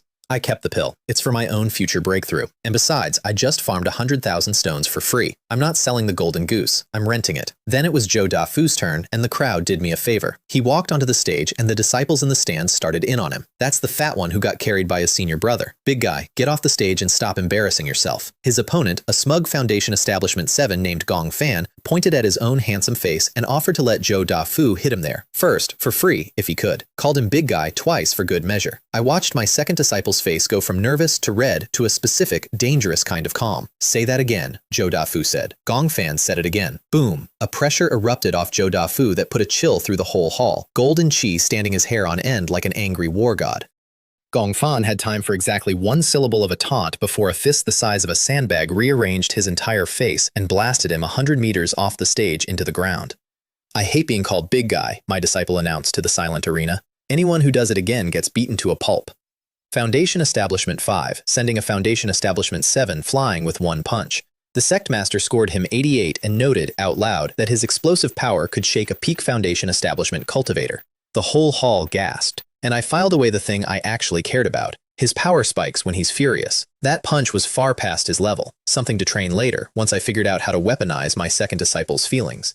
And Mei Ling, my peasant girl, was drawn against Wu Yang, the sect master's third disciple, a high-grade fire root, which the sect master arranged specifically to teach me a lesson about not everything going my way. He wanted me to feel what it's like to have a disciple utterly outmatched. It was hilarious, because water beats fire, and nobody in that arena knew my village girl was a supreme water root. Wu Yang certainly didn't. He took one look at Linger's face and decided to be gallant, told her he didn't want to hurt her, suggested sweetly that she step out of the ring on her own, and he'd treat her to dinner later. The crowd cooed at him to go easy on the pretty junior sister. Linger ignored all of it and stared up at the platform, waiting for the start. The match began. Wu Yang opened his mouth to say something charming, and the arena became a lake. Water erupted from every direction, engulfing the whole ring, and Wu Yang's feet went from solid ground to a sinking sea. Every flame he summoned died the instant it touched the water around him. He was a lone boat in a storm, tossed, drowning, unable to break free, unable to reach her, because her spirit chi was as vast as an ocean, and there was no opening anywhere in it. It took a few seconds. Then a current forced him out of the ring. Done. The sect master had personally arranged for his own disciple to get elementally hard-countered by a mermaid he didn't know I had. He looked at me across the platform. I gave him my most innocent shrug, and he looked at me like a man who'd shot himself in the foot and blamed the gun. 99 points, he said through his teeth, because he had to. 2 of my 3 disciples had scored a 99, and the last time he'd handed out a 99 was decades ago. All 3 of my disciples made the top 10. I finished the year's elder rankings at a clean number 1. My job was safe. The transmigration nightmare that had been sitting on my chest since day 1 lifted. And I gave my 3 kids a thumbs up across the plaza, and they grinned back. And for a second, it was almost sweet. Then the sect master reminded me that in less than 2 weeks, we'd all fly to the province's sect grand competition, where the top 50 disciples win slots into the Immortals' secret realm, where I'd be up against the actual monsters of the whole Southern Cloud. Which is where things got out of hand. Before we left, I gave Mei Ling a crystal shark jade I'd gambled out of a pebble, nascent soul beast essence fused with water jade, capable of purifying her spirit chi, worth 50,000 stones easy. And I told her to stop overthinking and cultivate. Her eyes went red again. My disciples have a real problem with getting overwhelmed when I give them expensive things. And I have a real problem with pretending that doesn't get me a little. We flew to Blue Sea City on the sect master's white cranes, a 5-day trip, for the sect grand competition, hosted by the South Sea Sect, the actual strongest power in the whole province. They put us up on an island called Nanbao Island, with a street famous for treasure, Nanbao Street, where you gamble on pebbles pulled from the ancient ruins under the Blue Sea. And the sect master, when he told everyone to stay in and not wander, added one cryptic warning. The South Sea Sect is shameless. Don't go out if you don't want to lose money. Nobody understood that. I understood it about an hour later. First, though, my eye did what it does. I strolled that street cutting treasure out of worthless pebbles, a nascent soul beast crystal core, a dragon tooth, an ancient jade slip recording a cultivation technique, while stall owners watched their fortunes walk off in my pockets. Then the South Sea Sect sprang their little event, a treasure hunt competition, free to all, prizes for the winner. Sounded lovely. Turned out to be a forced sale. You pick pebbles from images, they hand you the pebbles, and then you have to buy them at insane prices, whether they're empty or not. Every regular on that street had gone pale the moment they heard competition. They knew. The 2 visiting sects, Spirit Immortal and Nanshan, walked right into it grinning, picked 5 pebbles each, and got fleeced for tens of thousands on cracked jade rocks worth nothing. Now that is shameless. As the dominant power of the province, running a rigged carnival scam on your own guests, I finally understood the warning. But it wasn't a bad thing for me. I'd let my eye pick the pebbles that actually had treasure. When they made me pay, that treasure became legally mine. So I paid 3,300 stones, cut out a nascent soul dragon tooth and an ancient jade slip worth over 100,000 together, took first place, and collected their 10,000 stone prize on top. They tried to scam me and instead funded me. The scarred 5th elder of the South Sea Sect, my old bidding rival from the auction, watched me refuse an invitation to meet their grand elder and walk away. His face went cold. Because nobody refuses the South Sea Sect on their own turf. And then a man named Fan Lei tricked me. He hired me to appraise a batch of pebbles for 20,000 stones. Easiest money I'd ever made. Just glance and confirm they were good. Then he steered me, disguised, into a restaurant that turned out to belong to the Jade Dragon Pirate Group, the South Sea Sect's mortal enemy. So now I'd refused the South Sea Sect and then strolled into the house of their sworn foe, which is a thing you do if you want the South Sea Sect to decide you need to die. That night, black robes came for me at the tunnel outside my courtyard. I chased them down the beach, and a nascent soul cultivator with a black spear stepped out of the dark to end me. He was fast, earth teleport talent, a blackstone spiritual artifact spear, the kind of fighter who should have flattened a golden core without a thought. So he was very surprised when my cloud sky sword took his spear head on and didn't shatter, and more surprised when my returning chi ate through his earth chi like it wasn't there. He'd spit up blood, teleport to a hidden mark, and I'd already be cutting a sword wave across the mark before he arrived. My eye reads where you're going. Special energy eats what you throw. A nascent soul, backing up, coughing blood, unable to land a clean strike on a golden core, is a funny thing to watch a man realize about himself. Two of his squad, one missing an ear and one missing a hand courtesy of my blade, dragged him off before I could finish it, and I caught the one hiding in the reefs. None other than Fan Lei, claiming he'd just been out for an evening stroll and happened upon a nascent soul battle. Sure, a peak golden core cultivator taking a moonlit walk on the exact beach where I was ambushed. I told him I needed his identity, and when he coughed up Jade Pavilion, a business guild, I informed him that whatever his reason for being here, I'd found him, which meant he had ulterior motives, which meant he owed me money. And then I extorted him. 700,000 spirit stones and treasures to save his life. And then, my favorite part, I pretended to run out of chi to unseal him and made him hand over another 100,000 in tonics and spirit medicine to help me recover, pretending to eat something and getting my strength back the instant it was in my storage ring. Nearly 400,000 stones out of a man who tricked me for 20. Somebody almost caught me being generous. I never am. The sect master, whose senses had been deliberately clouded during the attack by some special item, checked in afterward and worked out what I hadn't. The whole thing was the Jade Dragon pirate group playing both sides, trying to light a war between my sect and the South Sea sect using my corpse. He went and shook the South Sea sect down for an apology of 100,000 stones on my behalf. Then handed me 20,000 of it and told me, straight-faced, that he'd gotten 80 for his face. My own sect master, skimming 80% off my apology money. I just made 400,000 off Fan Lei, so I let it go. But I want the record to show the man is a bandit. Then the sect grand competition began, on a stadium built out over the open sea on the backs of giant sea monsters. 50,000 spectators packed into a floating arena, and I sat in the VIP box scanning the crowd out of habit, and my blood went cold. Because scattered through that stadium were over 200 golden core cultivators. And when I read them, they were all identical. Acquired poison bodies, blood full of deadly venom, all carrying a poisonous self-destruction technique. Mass-produced poison cultivators planted in the crowd, sitting on the whole arena like a field of time bombs. And when I read the faction leaders on the high platform, I found the Valley Master of Xuanguang Valley among them. A poison body too. Somebody had turned a first-rate sex master into a walking bomb, and packed a stadium of 50,000 people around him. The Jade Dragon Pirate Group's plan. Wipe out the South Sea sect and every faction leader in one blow, in front of the whole province. I couldn't warn anyone without setting it off early. I couldn't get my disciples out without exposing my eye. So I sat on that knowledge, kept my face still, left a scrap of my spirit sense watching the poison cultivators, and let the competition run, ready to grab my 3 kids and vanish the instant it broke. The most stressful spectator in that entire stadium was me, smiling politely. The team battle started, and here's a thing I hadn't expected. Li Jian led our disciples like he'd been born to it. I'd sent him up to draw lots for the sect, and he'd hesitated, a new disciple, giving orders to senior brothers who'd been here for years. So I told him, across the arena, that as the representative, he was the great master of every disciple in the sect, and to go command them and let me see his leadership. And he did. He read the enemy, rotated the roster, sent the weaker disciples up against weaker opponents to blood them, held his heavy hitters in reserve. He'd read a mountain of books as a lonely kid, and now he ran a team like a general. It surprised the sect master. It surprised me a little too. The small teams fell without a fight. Then we drew the Nanshan sect. And the whole stadium came alive because everyone in the province knows the Spirit Immortal Sect and the Nanshan sect are mortal enemies. Their #1 prodigy, Tang Yi, a peak foundation establishment famous across the province, 3 competitions deep, reputed the strongest of his rank, walked up first, sneered at my new disciple leading a team, and told Li Jian not to cry later. Then he put down our champion, Jian Hu, in a few brutal exchanges, and after Jian Hu surrendered, kept attacking. Cut off half of Jian Hu's arm. Went for a killing blow with the whole crowd watching. Li Jian got there in a flash of light and blocked the sword with his own. "You've already gone up," Tang Yi smiled, "so you're the second one from the Spirit Immortal Sect." Li Jian carried the unconscious Jian Hu to the edge, handed him down, and walked back to the ring. He didn't answer the taunts. He lowered his head, and when Tang Yi leaned in to gloat about how he'd make sure Li Jian couldn't back down, my disciple raised his head sharply and let out one golden dragon roar, and a golden dragon phantom, real as a living beast, bloomed over him and froze Tang Yi's chi solid. Then he took Tang Yi apart in 5 strikes. The first sword shattered Tang Yi's blade. The second severed his arm. This is the arm you should return to senior brother Jian Hu. The third pierced his dantian.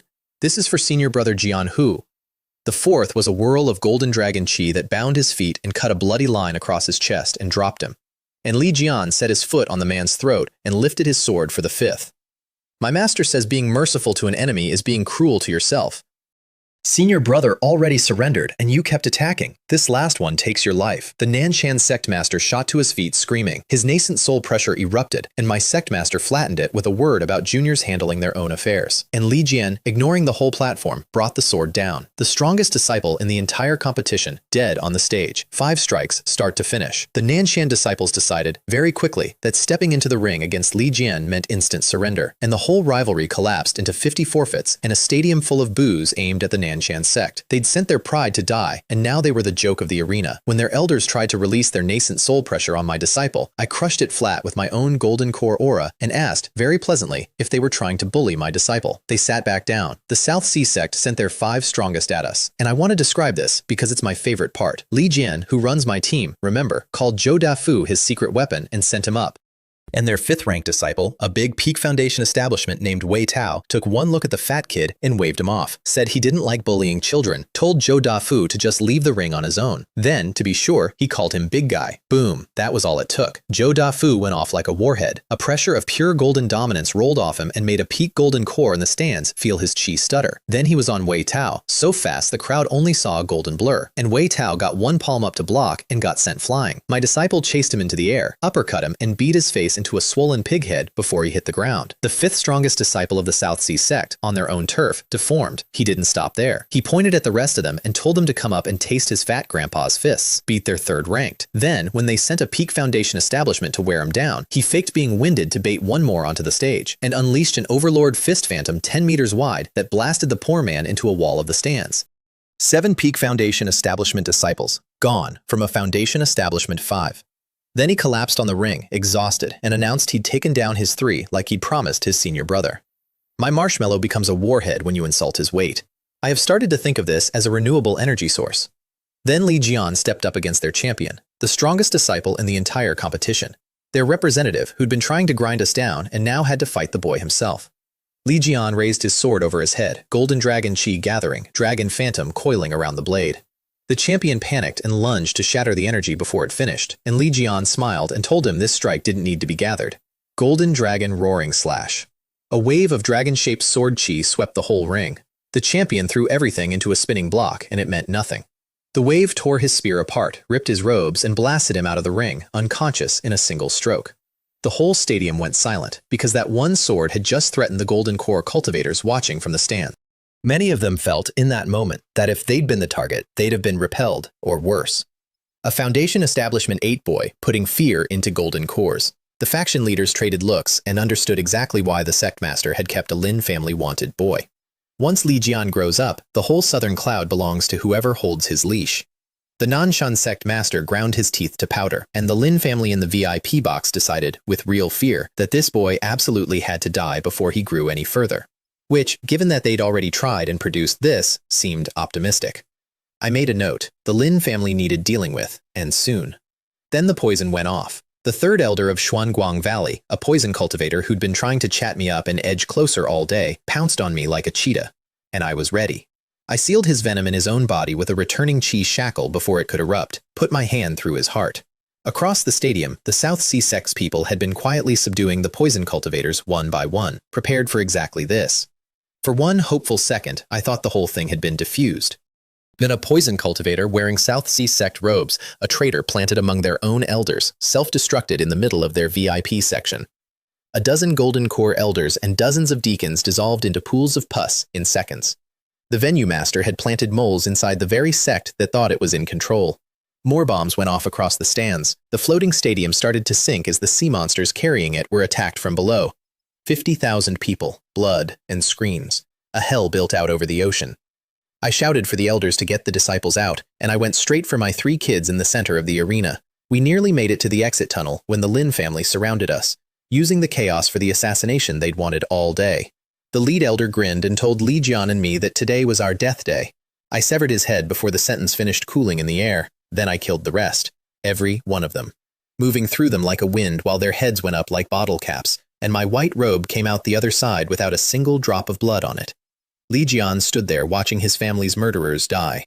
And I didn't slow down for a moment, because there is no version of me that lets the Lin family walk out of a room breathing while my disciple watches. The tunnel flooded before we could clear it, so Mei Ling took us underwater, my mermaid, in her element at last. She carved a passage through the sea with her water control, while the stadium sank 1,000 feet down. We came out into a swarm of blood-drawn sharks, and Linger conjured a 30-meter water whip and a giant water serpent to ride, and cleared the whole horde. And the watching elders of my sect finally saw what the peasant girl of Ninth Peak actually was. She held off a sea of sharks like it was a chore. My youngest disciple might be my strongest. We surfaced. The stadium was gone into the deep, dragged down by a Jade Dragon pirate group coup. A pirate ship had descended from the sky and started slaughtering the faction leaders, and the sect master had been dragged under with the venue, tangled up with the pirates' cultivators. Then, a tamed blue sea dragon, Peak Golden Core, burst out of the water, Fan Lei's beast, and swatted the faction leaders around like toys. I chased Fan Lei across the sky, and the dragon came screaming after me to protect its master, and spat a stream of corrosive water that eats flesh and energy both, aimed right at me. I didn't dodge. I swung the Cloud Sky Sword, split the corrosive stream in half with a returning chi sword wave, walked through the gap without a drop touching me, while the faction leaders watched, because that same water had been eroding through their chi defenses all day. And then I put one clean sword through the dragon's heart at the 3-inch mark, killed a Peak Golden Core beast in a single stroke, and hauled its tens of meters corpse onto my shoulder, because I was not about to waste that much dragon. I caught Fan Lei, and I got the whole story out of him, because I've told you what my dagger does to people's willingness to talk. He was a double agent, planted in the South Sea Sect from infancy by the Jade Dragon pirate group, raised to be trusted, then sent by the South Sea Sect to spy on the pirates, at which point the pirates simply let him keep playing spy, feeding him just enough real intel to keep the South Sea Sect fat and certain of him.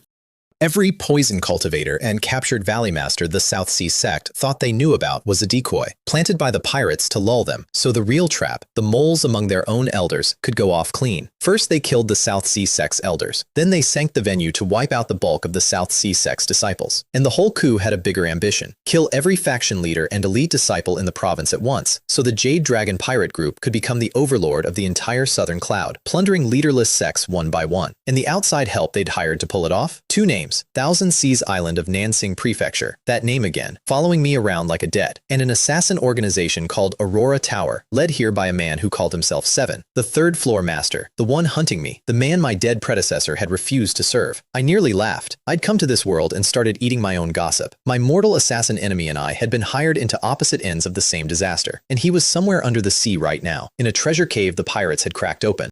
Which was, honestly, an opportunity. Kill him here, and I'd remove one of the biggest hidden knives at my back, for good. I gave my 3 disciples their protective talismans, the ones my system handed me, one-use charms that eat a fatal blow, and told them, no matter what happens next, keep the talisman on you, not in your storage ring. Because I'd felt it while we fought. Mid-battle, Zhou Dafu had broken through Foundation Establishment 6, and Li Jian had broken through to Peak Foundation Establishment, which meant they'd been forced to break through in an emergency, which meant they'd run into trouble I couldn't see. But my puppet, Cloud Number 1, a golden core puppet I'd built from that underground cave's parts, disguised as me, that I'd left guarding them, was still connected, not destroyed, which meant they were in a bad spot, but not a dead one. So I told Linger to take care of her senior brothers, told the whole crew to look after themselves if things went sideways. Sliced up my dragon corpse, Linger conjuring a water blanket to catch every drop of dragon blood, my other 2 disciples bottling it, not one drop wasted, while a whole crowd of Spirit Immortal Sect elders watched with heartbreak because I wouldn't even let them bleed a little off it, and I dove into the sea, to find the sect master, and to find the man who'd come to this competition to kill me. I did not know it yet, but I was about to walk into the single strangest place I'd ever been, meet an ancient monster who wanted to wear my body like a coat, and pick up a 4th disciple who'd beat him unconscious the same day she was born. But first, I had to get through a treasure cave full of powerhouses fighting over the scraps of a dead kingdom, and I was, as ever, a man who cannot walk past treasure. The sunken stadium had crashed into the seabed 1,000 meters down and punched open a hole full of golden light, an ancient treasure cave, packed with crystal and jade and relics, and every cultivator who'd been trapped in the venue when it sank was down there now, digging like maniacs. I punched through sharks the whole way down, blew them into red mist, and started looting caves.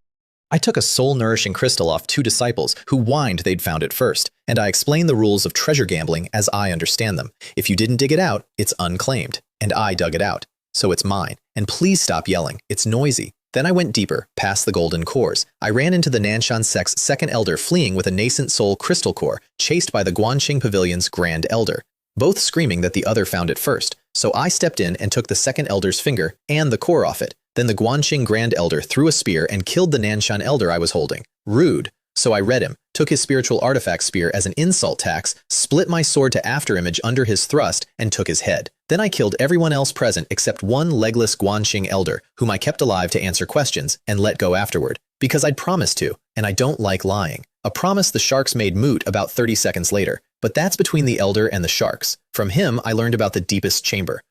A fight between the nascent souls, including my sect master, behind a strange iron gate. When I found it, a whole squad of Extreme Fire Cave Peak Golden Cores was fighting over a wall full of crystal and jade, and one of the enemies was an Aurora Tower assassin named 14, whom I killed with one sword through the neck because he mistook my Foundation establishment paperwork for weakness. Everyone does. While the Extreme Fire Cave elders schemed uselessly to trap me, I simply cut every jewel out of the wall while they argued about who should attack first. Nobody attacked. They watched a man loot a wall in front of them and were too scared to stop him. I strolled out muttering about what cowards they were and what good stuff was surely in their storage rings, purely to annoy them. It did. Then I reached the iron gate, and my eye read something long enough to fill a page. It was a sacrificial gate, built by an ancient high priest out of his own brain, fused with hundreds of souls. Touch it and it scans you, copies you, and attaches a spirit to your shadow. A spirit that mimics your realm, follows you, studies you, and once it's grown enough, forms a soul identical to yours and possesses you. Possession, and you become the high priest's servant, a spare body he can reincarnate into whenever he wakes. Everyone else who'd pushed through that gate had a copy of themselves growing in their shadow right now, quietly, waiting to eat them. Here's the part that made me smile. My eye had a recommendation at the bottom. The spirit is vulnerable to special energy. My returning chi can attach to it and consume it. Let the spirit attach. Let it grow ripe. Then wrap it in returning chi and eat it. And consuming a soul transformation cultivator spirit will dramatically strengthen your own soul. Bait, waiting for a body. And I'm the one man in the cave carrying a special energy that eats souls for a snack. So I let the gate copy me. I let a spirit that looked exactly like me settle into my shadow. And I walked through the gate to go collect the fruit later. While the high priest's spirit sat in my shadow gloating about the rare servant it had found, I walked along thinking about seasoning. One man, one soul parasite, each planning to eat the other for dinner. Through the gate, the seawater vanished, and I was standing in a corridor. Then in a secret realm. The buried heart of the Sea Witch Immortal Kingdom, an ancient nation that used to sit where the blue sea is now. A stone tablet explained the game. 36 wizard statues scattered across the realm, each holding a legacy, a soul transformation stage witch's memories and power, sealed in essence blood, unlockable by touching a wizard token to the statue's staff. I had a token. I had my golden eye telling me exactly how to unlock them, and I had 38 potential soul transformation level fortunes waiting. The first statue, my eye popped the seal easy, the stone shattered into a ball of blood. A soul transformation sea witch's cultivation memories, worth hundreds of thousands at auction. I bottled it, delighted, greedy, already planning to loot the whole set. And then my token cheerfully informed me that obtaining a legacy publishes your coordinates to every other entrance token, which is a thing I would have loved to know before I got the first one. The high priest, it turned out, had designed this whole realm to make the entrants hunt each other, so their possessing spirits could devour each other and grow stronger. So he could end up with one very powerful body instead of 36 weak ones. And there I was, coordinates blazing on everyone's map, holding the first prize. I nearly threw the token away, until it added the fine print. It's bound to the essence blood for 2 days. If I lose the token, I lose the whole legacy. Fine, if my location's already exposed, let's go big. I raced the other entrants to the statues, and here I learned my new favorite meal. When I killed people in that realm, starting with the Nanshan sect's third elder, who ran the moment he saw me and got a sword through the heart for it, my own shadow spirit devoured their shadow spirits and grew. And when a spirit ripened, I'd wrap it in returning chi, knead it in my hands like dough, and eat it, soft and chewy. I'm not proud of how good it was. The texture, I discovered, is best if you knead it into a proper ball first, and I said as much out loud, while an ancient monster screamed inside the dough about how dare I treat him like food. My soul got stronger with every one. I was, functionally, at a buffet of dead god kings, and I have never once passed on a buffet. I also picked up a habit of collecting minions along the way, because subduing people turned out to be as easy as subduing pebbles. The Jade Dragon pirate leader, He Jian, had worked out that touching me was a bad idea, and sent word for his whole crew to stay away from Entrant 39. Good instinct. Useless instinct. Because one of his men blundered into my hands anyway. And he wasn't just any man. He was He Bo, He Jian's only son. So I picked up the boy's special communication stone, called the Pirate Lord, and opened negotiations. I told him his son would live if he did what I said. He Jian, being the head of a top power, was not a man used to being on this end of a conversation. He offered 300,000 stones for the boy's life. I told him 300,000 was an insult, that he was trying to buy a beggar's bowl, and quoted him 1 million plus 2 conditions. He told me not to go too far. I forcibly cut the communication stone off, and he shouted the deal back on before it finished cutting. Then I made him swear it. On his Tao heart, break the oath, and his cultivation would collapse forever. And he made me his son, He Bo, the guarantee of my safety, and swore. His one condition to me in all of this was that I not harm his people. I answered, of course I wouldn't. What kind of person did he take me for? And He Jian, a nascent soul sect killer, mid-extortion, ribs half a breath from the leash, pointed out that I'd already robbed 2 of his crew, and asked what possible morals a man like that could have. Which, fair. He had me there. I congratulated myself on my generosity anyway, because I'm considerate like that, and moved on. I also caught a loose cultivator named Chen Shu, pressed a heart suppression seed into his chest, told him to call me young master, set him and a couple of Guanqing Pavilion elders to work finding the exit and running my errands. If you can build a network of terrified, competent people who fear you more than they fear death, why do anything yourself? Then the 2 big fish swam right into me. The Nanshan sect master, entrant number 10, 2 legacies already, weak enough that I'd sized him up as easy, and the 9th elder of Thousand Seas Island. That name. The mermaid's enemy. The people who sent the 2 youths to buy Linger and the 2 golden cores I'd killed to find her. The Nanshan sect master fought me exactly as long as it took him to realize he was losing. And then, and I want to be clear about this, because he is a nascent soul sect master of a top 5 power, he turned and ran away like a gust of wind. Repeatedly. A shameless dignitary sprinting through the woods while I chased, both of us fast enough to make lightning look slow. Holy crap, dude. You're a nascent soul sect master, and you're pulling this stunt? I ran him into the Thousand Seas Island 9th Elder, and once I'd trapped them both, I killed the Nanshan sect master with a clone sword through the neck while he begged. Then I put my blade through the Thousand Seas Island Elder.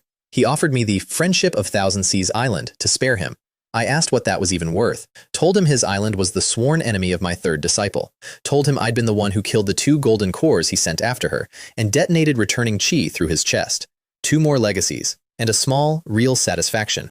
A first payment on a promise I'd made a frightened mermaid on a flying sword. 10 soul transformation legacies now, total, and 2 ripe spirits devoured back to back, which left me pleasantly bloated, patting my stomach and complaining that eating 2 souls in a row was a lot. I saved the rest in a bottle to bring home. I figured my disciples might like a taste. Around then, the whole game changed, because the high priest woke up. I noticed when an entrant named number 66 started grabbing legacies at impossible speed, appearing 3,000 miles east, then 1,800 west, then vanishing off the map, which meant one thing. Someone had been possessed by the high priest's spirit, and only the man who built the place could move like that. He was mopping up the last unclaimed statues himself, and hunting the handful of us who weren't possessed. The spirits in everyone's shadows had suddenly stopped growing slow and started ripening fast, because the master had woken and was pushing them. So I decided to do something about the Sea Witch legacy blood I was carrying. It seemed like a bad time to be an ordinary golden core cultivator in a realm full of witch power. My eye had told me the memory could be absorbed directly, if your soul was strong enough. And after eating all those spirits, mine was. I crawled into a hollow tree, sealed it, and drank a whole bottle of Sea Witch essence blood. And a soul transformation wizard's entire life poured into my skull. A 6-year-old learning to gather witch power clumsily. A teenager getting fluent. An old master on the open sea moving so fast the eye couldn't follow. Every technique imprinted like I'd lived it. It nearly burst my skull. A nascent soul cultivator trying this would have popped like a grape, but I ate it. And I stood up a witch cultivator. I raised a hand and pulled the witch power of that realm out of the air. It came like a flood. A wandering nascent soul cultivator, the loose cultivator the pirates had hired, tried to kill me in my tree, and I gathered the whole world's witch power and blew him to bloody rain with less than half my strength. Because that realm is a wizard's paradise, and I'd just become a wizard. 2 more legacies off his corpse. 2 Guanqing Pavilion elders got a heart suppression seed each and a job. And my souls needed topping up, so I devoured a couple more ripe spirits. Then a beam of light shot into the sky, and an ancient voice rolled across the whole realm. A witch immortal's blessing, an invitation to Wuxian City to receive an immortal legacy. The high priest calling everyone home for the endgame. I flew toward it. Not because I believed in his blessing, because that city almost certainly held the exit, and because my disciples had broken through in a crisis I couldn't see, and I needed out. At Wuxian City, the high priest set traps for the survivors. He Jian, the pirate leader, a blue-masked assassin who turned out to be the Aurora Tower 3rd floor master himself, and a hunched 3rd priest of the Old Kingdom who'd survived the fall and come for revenge with a stolen staff. And the high priest, in his central hall, gripping a staff that could control the entire city, decided that my exceptional witch cultivator body was the best body he'd ever seen, and sent his forces to bring it to him. I want to describe this fight, because it's the one where I stopped being a golden core doing tricks and became something else. He surrounded me in the city. Possessed nascent souls, possessed golden cores, his own witch power phantoms, and told me to come quietly or be taken by force. I told him to wait a moment. I'd come see him in person, and then I spread my arms and let the whole world's witch power erupt outward like a tidal wave. The nascent souls got blown back. Everything weaker turned to mist. Souls floated up out of ruptured bodies, and I gathered them all in a giant witch power hand, killed the 2 possessed nascent soul faction leaders by hitting the exact vital points their possessors thought were secret, and settled down to eat the ripe spirits like afternoon tea, sipping spirit water between bites, while the high priest's servants screamed inside the dough. In his hall, the high priest watched all his servants get overthrown and eaten in the time it took to swing a staff, and let out a howl that shook the whole city. And I understood him completely, because I too would be upset if a stranger ate my entire army as pastries. Then he swallowed me whole. I'd stepped into the city, and a vortex the size of a building opened over my head and ate me before I could dodge. In my last second, I wrapped myself in returning chi, then witch power, then spirit chi, layers on layers, and when the swallowing stopped, I opened my eyes in another world, a vast, endless ocean. That turned out to be an ocean of pure sea witch power, contained inside the high priest's staff. He'd only trapped me, which meant first, that he wasn't invincible, just annoying, and second, that I was now sitting inside a sea of the exact energy my new sea witch cultivation was designed to eat. You want my cultivation to skyrocket? You should have just asked. I sat down and started drinking the ocean. My witch power climbed, level 1 to 2, 2 to 3, apprentice to junior wizard, and I'd barely touched the sea. There was enough witch power in that thing to make a man a saint, and in the middle of drinking it, I heard someone else roaring, so I swam over and found a purple-robed man standing on a boat of spirit chi, with his hair a wild mess, screaming into the void. It was the sect master, the man stronger than nascent soul, my quiet protector, had also been swallowed by the high priest. And he'd been stuck in this ocean who knows how long, unable to touch the water because it eroded his chi, going slowly out of his mind. He immediately combed his hair back into order and calmly announced that he'd discovered treasure in this space and come here to search for it, a lie he committed to with real dignity, then admitted when pressed that no, he hadn't found the exit. Then he casually asked my entry number. 39, I said. He nodded. Then it registered, and he stared, because 39's coordinates were the ones with 10 legacies. He worked out in real time that the useless-looking oddball elder of his sect had looted this entire realm and killed the South Sea sect master along the way, and I watched a very powerful man reconsider the last several months of his life. Then I asked his entry number. 2, he blurted, and immediately shut his mouth. Number 2, the second man into the whole realm, one of the first batch of nascent souls, and on the whole scoreboard, the number 2 entrant had collected exactly 1 legacy. 1, a peak nascent soul sect master, first through the gate with the worst haul of anyone in the top 10. Currently trapped in a puddle he couldn't touch, going feral. I looked at my sect master, my mighty benefactor, and I was so stunned I could not stop being stunned. And he looked back at me with the eyes of a man who very badly wanted to drag me out of that ocean and beat me to death. He insisted, through his teeth, that the reason he only got 1 was that his coordinates were exposed and everyone ran and hid from him, which was true, which did not make it less funny. I told him I'd find the exit after I finished absorbing a bit of this ocean because it was doing wonders for me, and he ordered me to hurry up because the longer we stayed, the better prepared the mastermind would be. So I dove back down and did what I do, absorb energy at an insane rate while a powerful person shouts at me to stop enjoying myself. And that's when I heard a baby crying. Down at the bottom of the ocean, a pebble nearly a meter across was cracking open, and out of it crawled a completely naked newborn, an actual baby, glowing, weeping, that took one look at me and rushed straight into my arms like I was the only family it had ever known. I nearly dodged and couldn't because it was fast as lightning. My eye read it, and I stopped breathing. Newborn witch, immortal. Reincarnation, celestial rank aptitude. Witch immortal body. Immortal rank soul. Flaw 1. Reincarnation loses all memory. Flaw 2. In this newly formed state, it imprints on the first living being it meets and depends on them completely. The first living being it met was me. I was holding a reincarnated immortal that had decided I was its parent. So I did the only thing that made sense. Little guy, I asked, would you like to be my disciple? It nuzzled my neck and cooed. You have obtained the disciple. Apprenticeship successful. A reincarnated immortal became my 4th disciple. Minutes after it was born, at the bottom of an ocean inside a monster's staff. I named it Liu Sha, CC, since it was born under a witch power C, and I decided to teach my newborn to use witch power. Because if you're going to raise an immortal, you start young. I demonstrated the sea witch technique, slow and clumsy, and told the baby it was normal that no power gathered on a first try. And then Liu Sha copied the hand seals, and the entire ocean erupted. The baby opened its mouth like a prehistoric monster, swallowed more witch power in one gulp than I'd absorbed in half a day, showed absolutely no discomfort, and did it again. Dissatisfied, wanting more, the whole sea surged toward this tiny person and vanished down its throat, and its cultivation went from nothing to peak chi refining, to peak foundation establishment, to peak golden core in the time it takes to say it, with no bottlenecks at all, because it's a reincarnated immortal and the rules simply do not apply. Your disciple Liu Sha broke through to peak golden core. You receive a 100-fold energy return. A wave of power hit me the size of a mountain. I shouted at the baby to stop before it broke my body. It stopped and looked at me with big innocent eyes, and I sat down fast to refine the the return, and I rocketed from Golden Core Major Achievement straight up through Peak Golden Core and into the 10th level. Level after level, the energy just kept coming, each breakthrough sending blades of pain sweeping through my body while I gritted my teeth and thanked whatever gods were listening, because every wave of agony was another realm.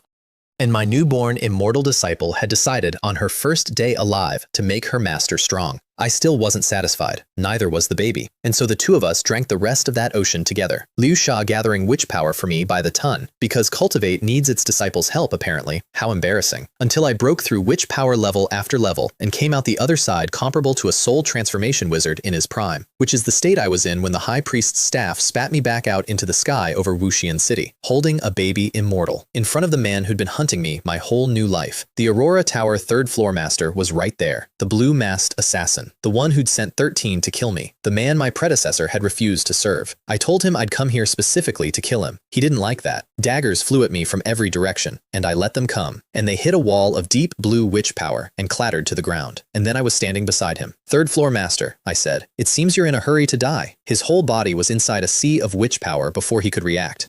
And I closed it. And a nascent soul major achievement assassin who'd been hunting me since I arrived in this world became a cloud of red mist. My biggest hidden knife, removed, in one breath. Some men you chase for years. Some men walk right up to you in an ancient city and volunteer. Then there was just the High Priest. 4 limbs sprouted from his iron gate, gripping his 2 staffs. He raised the immortal legacy staff and spat out a giant water dragon of witch power. And before I could move, Liu Sha, the baby, in my arms, cried out and shot forward and stopped the dragon dead with one tiny hand, then shoved it right back into the High Priest and slammed him through the wall of his own hall. The High Priest stared. So did the pirate leader and the old 3rd priest, who'd both been getting bombarded by this same staff a minute earlier. A newborn had just deflected an immortal artifact attack and beaten the mastermind. Because my 4th disciple is a reincarnated witch immortal who learned the technique 20 minutes ago. I gave her a thumbs up and patted her head. She cooed, delighted, and then she pointed at the High Priest. And the 2 staffs tore themselves out of his hands and flew to her side like servants. And the toad staff on the 3rd priest's shoulder leapt off him and hopped over to sit under her. 7 immortal artifact staffs, choosing the baby. Of course they did. She's their rightful owner, reborn. The High Priest, not dead, tried one last mad charge for the baby's body. I caught his spirit in a returning chi hand and kneaded him into dough. And this one was crispy instead of chewy. And I said so out loud while he screamed about being the High Priest of the Sea Witch Immortal Kingdom. And I ate him, bite by bite. When Liu Sha looked at the dough with longing, I cut her a small piece. She chewed it with teeth she conjured out of witch power, swallowed, and physically grew. From an infant to a toddler in a few minutes. Because feeding a reincarnated immortal, a soul transformation soul, is apparently how you accelerate her growth. And she looked up at me with that round little face and said in a tone that was slightly off but unmistakable, "Master." I hugged the little immortal who'd just helped me kill a god king on the day she was born. And I did not feel like a demon at all. Whatever the 2 horrified survivors on the floor thought about a man sharing a soul pastry with a baby. I subdued the last 2. The old 3rd priest submitted after a look at how the staffs obeyed Liu Sha. The pirate leader He Jian held out longer, being the head of a top power, until the witch power around him started to crush his ribs and he decided living beat pride. Heart suppression seed into each chest. And just like that, I owned the strongest pirate crew in the Blue Sea and a surviving priest of a dead kingdom. The 3rd priest told me the whole story of the Sea Witch Immortal Kingdom, and it was the oldest story there is. 2,000 years ago, it was the strongest power in the entire South. One void refining ruler, hundreds of soul transformation wizards, unbeatable. Then the ruler left for the central region to cure a hidden illness and never came back. And 100 years later, the regent high priest launched a coup, murdered the sea witch regent and 30 high priests in one night, started a massacre. To stop him, the loyalists opened the kingdom's ley lines and unleashed the witch power sea sealed underneath it, and drowned the entire nation overnight. That's the Blue Sea. It's a graveyard, and the sea witch whose legacy I'd absorbed, the source of my whole cultivation, was a disciple of the murdered ruler. No wonder my witch power was so strong. I'd inherited the technique of a dead king's dead student. Internal strife, a nation of soul transformation wizards, undone by one ambitious man from the inside. I filed that away too, because I just started thinking, for the first time since I arrived in this world, about building something of my own, and it seemed worth remembering exactly how the greatest kingdom in the south had died. Then I did the thing I'm proudest of, logistically. Wuxian City, an entire ancient city, full of witch legacies and cultivation methods and formations, was too much to loot piece by piece. And I had a staff whose space was now mostly empty because a baby and I had drunk the ocean out of it. So I packed the whole city into the staff. The entire thing. The 3rd priest controlled the toad staff to lift the city. I opened the vortex and we swallowed Wuxian City whole, which cost enough that even I went pale doing it. My disciple Liu Sha reminded me one more time that she was the reincarnated master of all of this, and I patted her head one more time and thought about how the strangest and most valuable member of my new family was, on this exact day, still learning to walk. And under Wuxian City, because Liu Sha pointed at a cave wall and refused to leave, I found the national treasury, half a chamber of attribute spirit stones, tens of thousands of them, tens of millions of ordinary stones in value, a rack of advanced spiritual artifacts, witch immortal pills, legacy techniques. My eye lit up so hard I actually swore out loud, and I ransacked a dead kingdom's vault while a pirate lord and a broken priest watched and did not dare touch a coin. I sent the sect master out through the exit first, the poor man, still trapped in the ocean space until my breakthrough beam blew him out through the hall's ceiling, which is a thing I only found out I'd caused after the fact, and which I did not correct him on. When he asked, I told him I'd found the exit and would send him home, and he looked at my smiling face, sighed, and did the thing sect masters do. Told me, very solemnly, that the sect's development had not been easy, and that if there was anything I could do to help the sect, as an elder, I should do my best. The man was shaking me down. In the middle of a collapsing immortal city, my own sect master, working his own elder for donations, I gave him 2 spirit rank techniques, because I genuinely do have feelings for the Spirit Immortal Sect. It's my home on this continent. 9th Peak is my house, and I want it to be strong. He immediately put on his most satisfied face and promised to record my contribution in the merit book so the whole sect could reward me, which is sect master for, thank you for the free techniques, now leave. I sent him out, shameless to the very end. I've decided I respect it. Then I gathered my new little empire at the exit, the pirate lord, the priest, the loose cultivators, the Guangqing elders, all of them wearing my heart suppression seed, and I opened a whirlpool in the seabed and led them out, because somewhere in that secret realm, holding a baby immortal and a pocket-sized ancient city, I'd finally found a goal. For months, I'd just been surviving. Collecting disciples, dodging assassins, farming free power off my dragon-shaped tenants. But you don't watch the greatest kingdom in the south fall to one man from the inside, and you don't pack that kingdom's whole city into your sleeve without starting to wonder. Why keep renting people one at a time? Why not build a power of my own, something that could dominate the south, and then the continent? If I'm going to do this, I'm going to do it all the way. So let's do the math on where I started. 6 days into this body, I was a public warning label, a regressed cripple with a cracked core, a broken elder that teenagers gossiped about before breakfast, being measured for the trash. I did not have a single disciple, a single ally, or a single friend, and the whole sect was politely waiting for me to fall so they could pick the corpse. And here's where I ended up. 4 disciples the world threw away, each one a hidden dragon. A dragon blood boy carving his revenge into his enemies one sword at a time. A fat overlord who turns rage into artillery. A mermaid who commands the sea. And a reincarnated immortal still learning to say my name.